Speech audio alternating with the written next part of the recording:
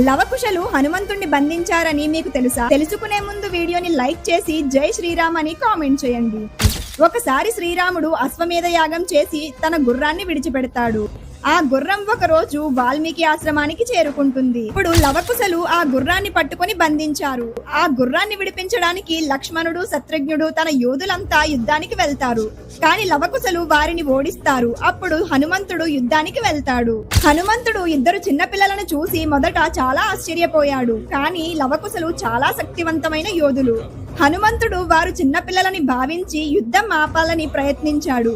కానీ యుద్ధం జరుగుతున్నప్పుడు లవకుశలు అస్త్ర విద్యలతో హనుమంతుణ్ణి బాణాలతో బంధించారు. కొన్ని కథల ప్రకారం నాగపాశంతో హనుమంతుణ్ణి కట్టేశారట.